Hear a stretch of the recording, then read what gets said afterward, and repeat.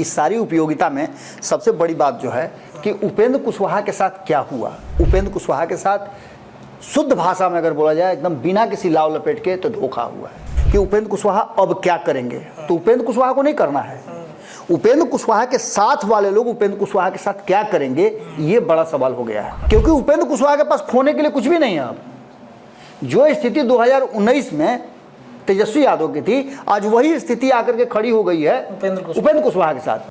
Panorama group, जो सोचता है वो करता है, आपके अपने सपनों का आशियाना।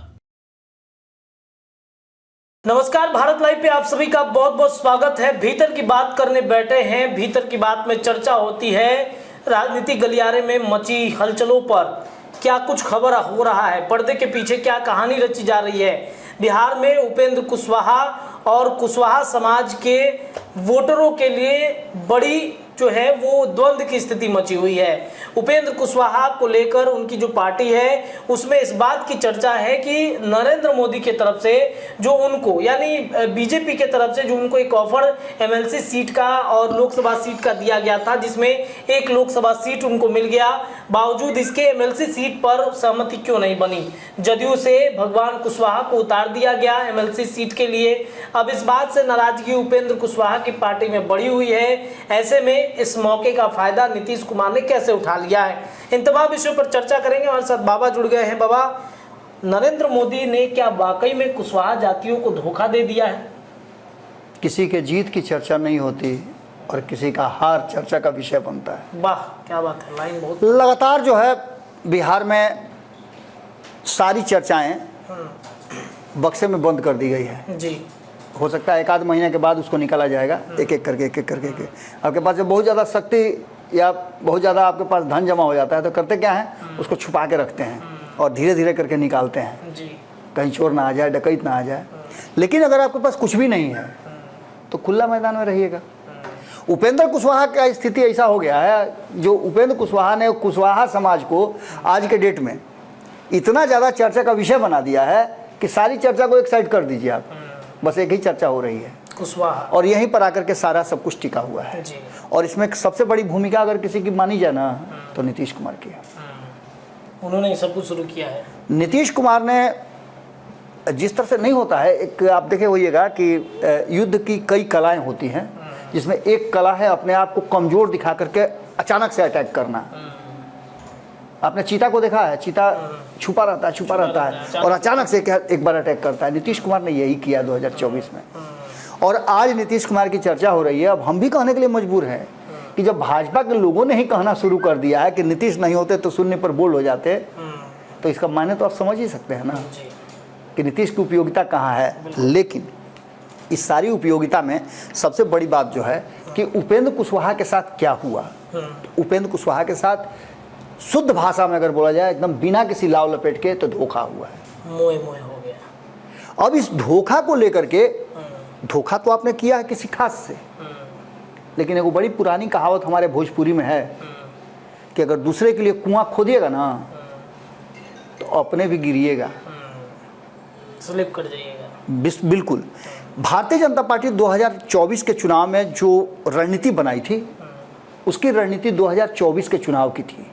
लेकिन बाकी के लोग जो रणनीति बना रहे थे, भारतीय जनता पार्टी और चिराग पासवान को अगर छोड़ दिया जाए तो बाकी लोगों की रणनीति 2025 की थी। और इसमें कहीं ना कहीं नीतीश कुमार ने और राष्ट्रीय जनता दल ने बाजी मार लिया है। अब आप चाहे जितना भी कर लीजिए, मैं कई भारतीय जनता पार्टी के नेताओं का सुन रहा था, कुछ नहीं कर पाएंगे तेजस्वी यादव, ये नहीं कर पाएंगे, वो नहीं कर पाएंगे। खाली नीतीश कुमार को अलग हटा के रख दीजिए, आप फरिया लीजिए ना। आप क्या कीजिएगा? फरिया लीजिए, वो तो सामने नजर आ रहा है ना जी। आप 5 सीट हारे हैं, वो 4 सीट जीता है, कौन आगे है? राष्ट्रीय जनता दल। तो ऐसी स्थिति में जो वर्तमान परिस्थितियां पैदा हो रही हैं, उसमें कुशवाहा को लेकर के, उपेंद्र कुशवाहा को लेकर के जो चर्चाएं चल रही हैं, इधर बीच में आपने चर्चा देखा होगा कि उपेंद्र कुशवाहा अब क्या करेंगे। तो उपेंद्र कुशवाहा को नहीं करना है, उपेंद्र कुशवाहा के साथ वाले लोग उपेंद्र कुशवाहा के साथ क्या करेंगे ये बड़ा सवाल हो गया है, क्योंकि उपेंद्र कुशवाहा के पास खोने के लिए कुछ भी नहीं है। अब जो स्थिति 2019 में तेजस्वी यादव की थी, आज वही स्थिति आकर के खड़ी हो गई है उपेंद्र कुशवाहा के साथ। 2020 के चुनाव की बात कर लीजिए, 2014 के चुनाव की बात कीजिए, 2015 के चुनाव की बात कीजिए, 2019 के चुनाव की बात कीजिए, उपेंद्र कुशवाहा ने हर चुनाव में अपने आप को प्रमाणित किया है। 2014 में आपने 3 सीट दिया, 100% रिजल्ट लेकर के आए, जबकि आप सीट हारे भी, कई लोग सीट हारे भी। लोक जनशक्ति पार्टी भी तब 7 में से 6 सीट जीत करके आई थी 2014 में। 2020 की बात कर लीजिए तो 2020 में उपेंद्र कुशवाहा को न इस गठबंधन में न उस गठबंधन में, किसी गठबंधन में मौका नहीं मिला। जीतन राम मांझी और मुकेश सहनी दोनों महागठबंधन निकल करके आए थे, जिसमें उपेंद्र कुशवाहा भी थे।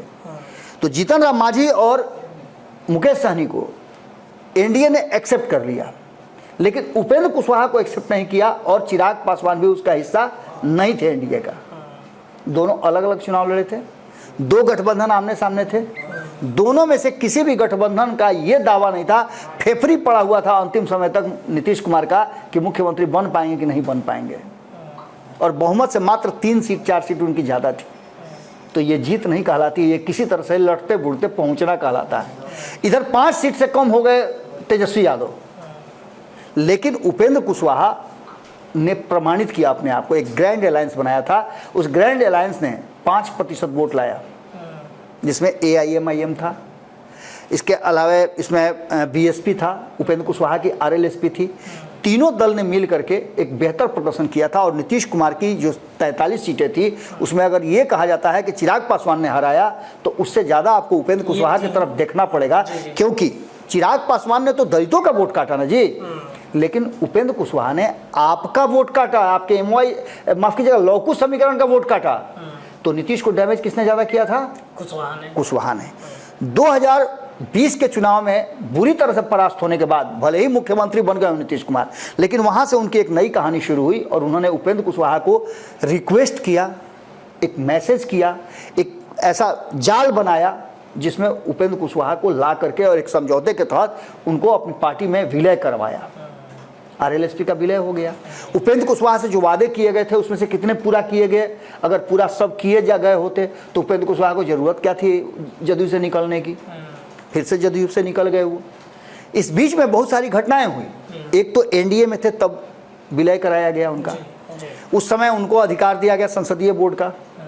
संसदीय बोर्ड के अध्यक्ष रहते हुए उन्होंने बहुत सारी ऐसी बातें की जो कि भारतीय जनता पार्टी को रास नहीं आती थी। नीतीश कुमार तब तक ये माइंड मेकअप नहीं कर पाए थे कि उनको करना क्या है। अचानक से नीतीश कुमार फैसला ले लेते हैं कि वो फिर तेजस्वी यादव के साथ जाएंगे।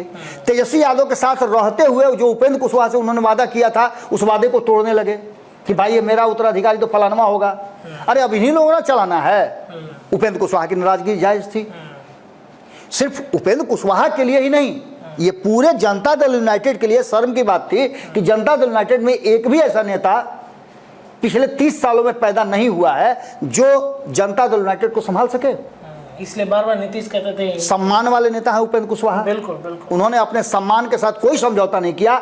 नीतीश कुमार का दिया वो मैं पहले ही कह चुका हूं, ऐसा बहुत कम लोग होता है। उपेंद्र कुशवाहा ने नीतीश कुमार का दिया हुआ तोहफा उनको वैसे ही वापस कर दिया कि ये लीजिए आप अपनी एमएलसी की कुर्सी, मैं चला। ऐसे नेता बहुत कम होते हैं स्वाभिमान वाले, और उपेंद्र कुशवाहा स्वाभिमानी नेता हैं। यही कारण है कि उपेंद्र कुशवाहा के साथ कुशवाहा समाज है। कल ही मैं सुन रहा था कि पंचनामा में संपादक नमन मिश्रा जी कह रहे थे कि उपेंद्र कुशवाहा, आप कुशवाहा का नाम जैसे ही लीजिएगा तो और कोई नहीं नजर आता, सीधे उपेंद्र कुशवाहा नजर आता है। आप उपेंद्र मत लिखिए, आप खाली कुशवाहा लिख दीजिए तो उपेंद्र कुशवाहा के पास मैसेज पहुंच जाएगा। राष्ट्रीय स्तर पर उपेंद्र कुशवाहा की एक अच्छी पहचान है। बाकी जो अंदर निश्चित रूप से कौन है राष्ट्रीय स्तर पर पहचान बनाने वाले? इसके अलावे सबने प्रयास कर लिया।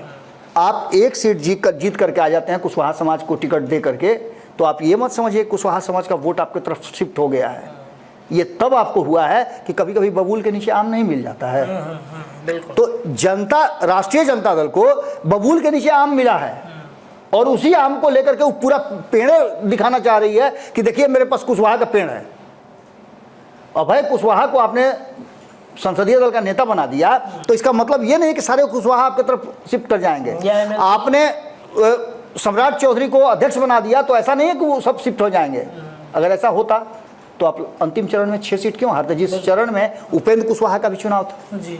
लोगों को ये लग गया था, आपको याद होगा रत्नेश, मैं 7वें चरण के पहले एक बात मैंने कहा था बड़ी मजबूती के साथ कि कुशवाहा समाज को ये लग गया कि उपेंद्र कुशवाहा के साथ नाजायज हो रहा है, चक्रव्यूह में घेरा जा रहा है, तो आप मान के चलिए कि बड़ी बुरी स्थिति एनडीए की होने वाली है, और वो हुआ।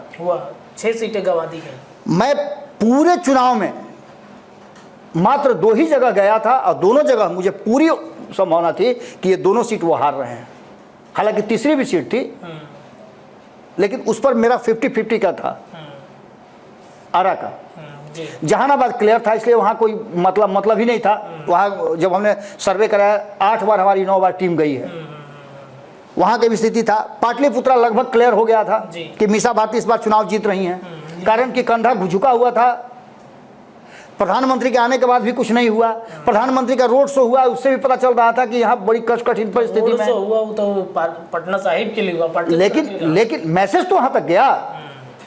मैसेज तो पटना साहिब और पाटलिपुत्रा में कितनी दूरी है, एक मैसेज तो वहाँ सेंड किया गया।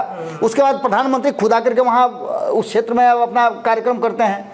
जहानाबाद में कोशिश करते हैं कि जिता दें, लेकिन नहीं हो पाता है। लेकिन खास करके अगर काराकट की बात करें, बक्सर की बात करें और आरा की बात करें, ये सीट आप हारे, इसका मतलब था कि कहीं ना कहीं आप बुरी तरह से फंसे हुए हैं। अब ये सारी परिस्थितियां एक बात की तरफ इशारा कर रही हैं कि जो वर्तमान परिस्थिति बनी है, उस परिस्थिति में भारतीय जनता पार्टी अगर छल की है तो ये सब तरफ क्लियर है। और ये बातें लगभग ये क्लियर होती जा रही है कि भारतीय जनता पार्टी ने उपेंद्र कुशवाहा के साथ छल किया है। अब नीतीश कुमार के पास एक मौका है, नीतीश कुमार के पास मौका है। उस मौके को बजाने के लिए नीतीश कुमार तैयार हो चुके हैं जी। आपने देखा होगा कि कई जो है स्टेप आगे बढ़ गए हैं। पहला स्टेप शुरू होता है कोई भी समझौता से पहले वशिष्ठ नारायण सिंह दादा के पास, वहाँ की प्रक्रिया पूरी हो गई। सेकेंड फेज दादा से मिल करके नीतीश कुमार से बात करना, नीतीश कुमार से मिल करके और फिर दादा के पास आना कि भाई आप तो दादा ऐसे ऐसे कहे थे, अब वहाँ हमको ऐसे कह रहे हैं, अब क्या करें हम। फिर दादा कहते हैं कि ठीक है मैं बात करता हूँ। फिर दादा से बात होने के बाद फिर जाते हैं नीतीश कुमार के पास कि भाई ठीक है, दादा जो बोले हैं वो ठीक है सब। यानी कि घुमा फिरा करके जो 29 तारीख का डेडलाइन तय किया गया है जदयू का कि बहुत कुछ होने वाला है, वहाँ बहुत कुछ होने की संभावनाएं अब प्रबल हो गई हैं। आप एंट्री होने वाली, देखिए संभावनाएं तो बहुत हद तक हैं। अब ये बात देखिए, हम कुशवाहा से जुड़ी हुई जितनी भी खबरें हैं भारत लाइव में सबसे एडवांस में दिया है। ऐसा नहीं कि उपेंद्र कुशवाहा आकर के हमारे साथ डील करते हैं, बताते हैं कि हम ऐसे करेंगे, हम वैसे करेंगे, हम ये करने जा रहे हैं। कोई भी पॉलिटिशियन अपनी बात नहीं रखता है। उपेंद्र कुशवाहा बाद में बताते हैं, जब वो फैसला हो जाता है तो कहते हैं कि आपको कहाँ से जानकारी मिली? भैया हमको कोई जानकारी नहीं मिली। हम जो पॉलिटिकल स्टेप है उसको देख करके अंदाजा लगाते हैं कि क्या कर सकते हैं आप। नीतीश कुमार की राजनीति को समझने वाला सबसे अगर कोई ज़्यादा समझता है तो भारत लाइव समझता है। बिल्कुल। उपेंद्र कुशवाहा की राजनीति अगर कोई समझता है तो भारत लाइव समझता है। तो दोनों जब एक जगह एक पटरी पर आ जाएं तो यही ना कहा जा सकता है कि दोनों एक साथ चलने वाले हैं और फलाने स्टेशन पर जाकर के उनकी गाड़ी रुकेगी। अब जो वर्तमान परिस्थिति बनी है, नीतीश कुमार लोकसभा में बहुत अच्छा प्रदर्शन कर रहे हैं, लेकिन विधानसभा में उनका प्रदर्शन लचर होता जा रहा है। चाहे वो 2010 के बाद आप उठा के देख लीजिए, 2015 में प्रदर्शन भले ही 71 सीट लेकर के आए, लेकिन वोटों का प्रतिशत उनसे बेहतर और ज़्यादा सीटें लेकर के आई थी राष्ट्रीय जनता दल। 2020 में तो और उनकी स्थिति खराब हो गई, सीट भी घटे, वोट प्रतिशत भी घटा, और भारतीय जनता पार्टी जो इनके पीछे पीछे चल रही थी वो इनसे आगे निकल गई। तो ऐसी स्थिति में नीतीश कुमार को 2025 में उसी भारतीय जनता पार्टी को, उसी राष्ट्रीय जनता दल को, दोनों को 2015 और 2020 दोनों का सबक सिखाना है, बदला लेना है। और ये बदला जब तक नीतीश कुमार नहीं लेते हैं, जानते हैं आपके नीतीश कुमार बदला लेने में मास्टर जी, कहते नहीं है लेकिन कर देते हैं। तो 2025 में नीतीश कुमार सारे परिस्थितियों को जुटा करके, सारे जो इंग्रेडिएंट से मिला करके और एक ऐसा व्यंजन बनाने वाले हैं जिस व्यंजन को निश्चित रूप से चटकारा ले लेकर के 2025 में लोग चखेंगे भी, और 2029 तक का याद रखेंगे। 29 का डेट भी इसीलिए रखे हैं कि अभी ये मत समझिएगा, ये तो शुरुआत है। हम जो जाल बिछा रहे हैं ये यही नहीं, स्पीच पर 2029 में जो हम बैटिंग करेंगे उस बैटिंग को आप देखिएगा। आप हमें कह रहे थे ना कि पार्टी समाप्त हो जाएगी, आप कह रहे थे ना कि सीट हमारा नहीं आएगा। देखिए भारत लाइव ने कहा था कि 10 से 12 सीटें आएंगी, वही हुआ और वही हुआ। कई लोगों ने मैसेज भी किया था कि आप तो कहते थे कि कम सीट आएगा। अरे भैया कम सीट का मतलब हम जीरो थोड़े बोल रहे थे, हम 10 से 12 सीटें हम बता रहे थे कि अधिक से अधिक आएगा, 10 से 12 सीट आएगा। बिल्कुल, आप जाके वीडियो भी देख, आप कहीं भी वीडियो देख सकते हैं। तो वर्तमान जो परिस्थिति बनी है रत्नेश, उसमें भारतीय जनता पार्टी के लिए कोई अवसर नहीं है। भारतीय जनता पार्टी पूरी तरह से फ्लैट नजर आ रही है। और अगर उपेंद्र कुशवाहा और नीतीश कुमार एक बार फिर से मिल गए, और अगर ये मिले हुए होते 2024 के चुनाव में, जैसा कि 2021 में नीतीश कुमार ने एक जाल बिछा दिया था, एक फॉर्मूला तैयार कर दिया था, अगर वो हो गया रहता तो आज भारतीय जनता पार्टी बिहार से गायब होती और नरेंद्र मोदी प्रधानमंत्री की कुर्सी पर पहुंचना शायद संभव नहीं हो पाता। क्योंकि बिहार से जो 30 सीटें गई है वो नरेंद्र मोदी को प्रधानमंत्री बनाने के लिए सबसे महत्वपूर्ण सीटें हैं। जैसा संजय पासवान ने कहा है, अगर वो बातें बिल्कुल सही है कि अगर नीतीश कुमार नहीं होते तो स्थितियां वो नहीं होती। एक खबर ये भी आई थी, आपको याद होगा, समीक्षा के बाद वो झूठी भ्रामक खबर थी कि नीतीश कुमार का वोट ट्रांसफर नहीं हुआ। भारतीय जनता पार्टी का वोट भले ट्रांसफर नीतीश कुमार को नहीं हुआ हो, लेकिन नीतीश कुमार का वोट ट्रांसफर हुआ है। अभी तो रिकॉर्ड आने बाकी हैं, सारे रिकॉर्ड खंगाले जा रहे हैं, और रिकॉर्ड खंगालने के बाद भारतीय जनता पार्टी बार बार जो सरेंडर मोड में है कि अगला चुनाव भी हम नीतीश कुमार के नेतृत्व में लड़ेंगे, इसके मायने क्या होते हैं। तो देखना दिलचस्प होगा कि 29 तारीख से पहले नीतीश कुमार क्या फैसला करते हैं। और संभावना व्यक्त की जा रही है कि नीतीश कुमार का 29 तारीख का फैसला, मैं कल भी बात कर रहा था, और उपेंद्र कुशवाहा का 6 और 7 वाला मीटिंग, ये दोनों कहीं ना कहीं एक दूसरे से संबंधित जरूर है। संभावना व्यक्त की जा रही है, आप याद रखिएगा इस बात को, फिर मत कहिए कि भाई आप तो ऐसा बोल दिए थे। 6 और 7 तारीख को उपेंद्र कुशवाहा एक बड़ा फैसला लेने वाले हैं, और ये बड़ा फैसला हो सकता है कि बिहार की राजनीति में एक नए समीकरण की तरफ आगे बढ़े। और यह समीकरण बता रहा है कि नीतीश कुमार, अगर मैं सही हूं तो उपेंद्र कुशवाहा को एक बड़ी जिम्मेवारी देने जा रहा है। चलिए देखिए, तो ये भीतर की बात थी जहां पर हम चर्चा कर रहे थे कि जिस कुशवाहा को मोदी ने दरकिनार कर दिया, उस कुशवाहा को नीतीश कुमार एक बड़ा मौका देने जा रहे हैं। पर्दे के पीछे जो कहानी चल रही है सबसे पहले हम आप तक पहुंचा रहे हैं। फिलहाल के लिए इतना ही, लेकिन चर्चाएं भारत लाइव पर लगातार जारी हैं। बहुत बहुत धन्यवाद। पनोरमा ग्रुप, जो सोचता है वो करता है। अगर ये वीडियो पसंद आई और वह बिहार के राजनीति और बिहारियत से सरोकार रखेनी तो सब्सक्राइब बटन दबा के चैनल के सब्सक्राइब कर ली। ओजे एगो घंटी बा, ओकरा बटन दबा देला से कुल सटीक और मारक खबर रुआ मुफ्त में मिल जाई। अगर रुआ पत्रकारिता के हमनी के नया प्रयोग में सहयोग कर चाहतानी तो ज्वाइन बटन दबा दी। पेटीएम नंबर नोट कर ली 9386816700। धन्यवाद।